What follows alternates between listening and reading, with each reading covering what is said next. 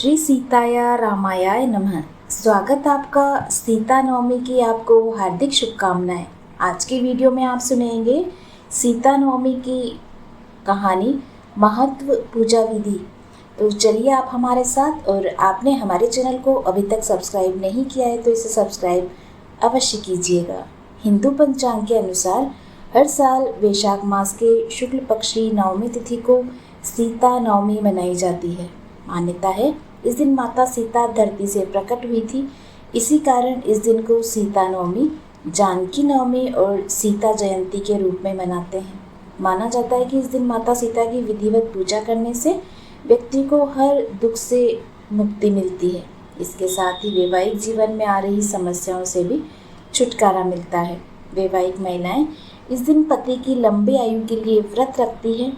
इसके साथ ही माता सीता के साथ साथ भगवान राम की भी पूजा की जाती है।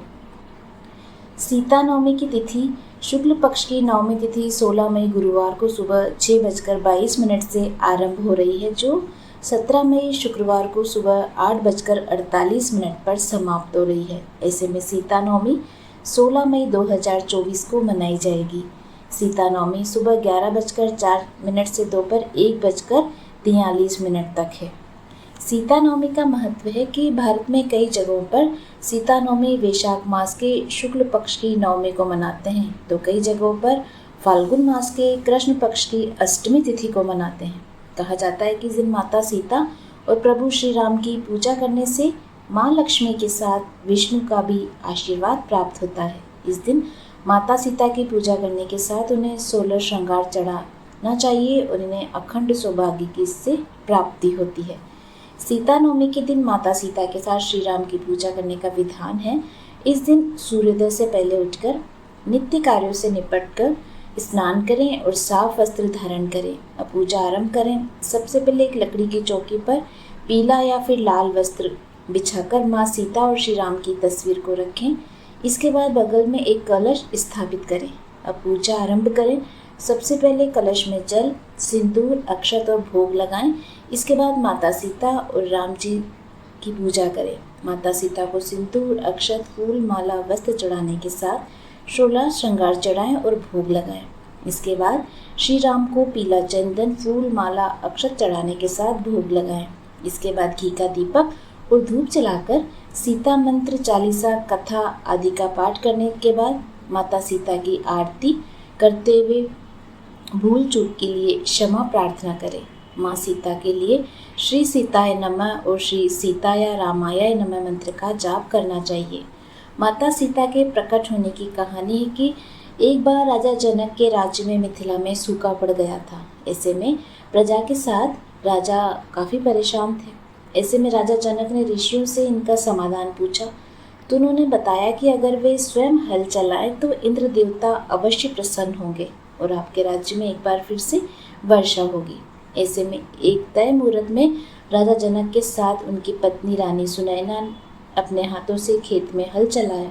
हल चलाते समय उनका हल किसी पत्थर से टकरा गया। ऐसे में राजा को लगा कि ऐसे बीच में पत्थर कैसे आ गया। ऐसे उन्होंने उस पत्थर को हटाकर देखा तो एक कलश में सुंदर सी नवजात बच्ची थी। राजा जनक में संतान थे, इसलिए उस बच्ची को देखकर वे बहुत खुश हुए और उन्होंने देवी सुनैना ने उस बच्ची को अपना नाम दिया और उसका नाम सीता रखा। धरती से माता सीता के बाहर निकलते ही खूब वर्षा भी होने लगी। कहा जाता है कि जिस दिन माता सीता धरती से प्रकट हुई उस दिन वैशाख महीने के शुक्ल पक्ष की नवमी तिथि थी। तभी से इस दिन को सीता नवमी या जानकी नवमी के नाम से जाना जाता है। सीता नवमी की एक अन्य पौराणिक कहानी के अनुसार मारवाड़ क्षेत्र में एक वैद्य पाठी श्रेष्ठ धर्मधुरीन ब्राह्मण निवास करते थे। उनका नाम देवदत्त था। उन ब्राह्मण की बड़ी सुंदर रूप गर्विता पत्नी थी। उसका नाम शोभना था। ब्राह्मण देवता जीविका के लिए अपने ग्राम से अन्य किसी ग्राम में भिक्षाटन के लिए गए हुए थे। इधर ब्राह्मणी कुसंगत में पड़कर व्यभिचार में प्रवृत्त हो गई। अब तो पूरे गांव में उसके इस निंदित कार्य की चर्चाएं होने लगी, परंतु उस दुष्टा ने गांव ही जलवा दिया। दुष्कर्मों में रहने वाली वह दुर्बुद्धि मरी तो उसका जन्म चांडाल के घर में हुआ। पति का त्याग करने से वह चांडालिनी बनी। गांव जलाने से उसे भीषण कुष्ठ रोग हो गया तथा व्यभिचार के कारण वह अंधी भी हो गई। अपने कर्म का फल उसे भोगना ही था। इस प्रकार वह अपने कर्म के योग से दिनों दिन दारुण दुख प्राप्त करती हुई देश देशांतर में भटकने लगी। एक बार देव योग से भटकती हुई वह कौशलपुरी पहुंच गई। संयोगवश उस दिन वैशाख मास की शुक्ल पक्ष की नवमी तिथि थी, जो समस्त पापों का नाश करने में समर्थ है। सीता नवमी के पावन अवसर उत्सव पर भूख प्यास से व्याकुल व दुखियारी इस प्रकार प्रार्थना करने लगी है, सज्जनों, मुझ पर कृपा कर कुछ भोजन सामग्री प्रदान करो, मैं भूख से मर रही हूँ। ऐसा कहती हुई वह स्त्री श्री कनक भवन के सामने बने 1000 पुष्प मंडित स्तंभों से गुजरती हुई उसमें प्रविष्ट हुई। उसने पुनः पुकार लगाई, भैया कोई तो मेरी मदद करो, कुछ भोजन दे दो। इतने में एक भक्त ने उससे कहा, देवी आज तो सीता नवमी है, भोजन में अन्न देने वाले को पाप लगता है, इसलिए आज तो अन्न नहीं मिलेगा। कल पारणा करने के समय आना, ठाकुर जी का प्रसाद भरपेट मिलेगा। किंतु वह नहीं मानी। अधिक कहने पर भक्त ने उसे तुलसी एवं जल प्रदान किया। वह पापिनी भूख से मर गई, किंतु इसी बहाने अनजाने में उससे सीता नवमी का व्रत भी पूरा हो गया। अब तो परम कृपालिनी ने उसे समस्त पापों से मुक्त कर दिया। इस व्रत के प्रभाव से वह पापिनी निर्मल होकर स्वर्ग में आनंद पूर्वक अनंत वर्षों तक रही। तत्पश्चात वह कामरूप देश के महाराज जयसिंह की महारानी काम कला के नाम से विख्यात हुई। जातमिश्रा उस महान साध्वी ने अपने राज्य में अनेक देवालय बनवाए, जिनमें जानकी रघुनाथ की प्रतिष्ठा करवाई।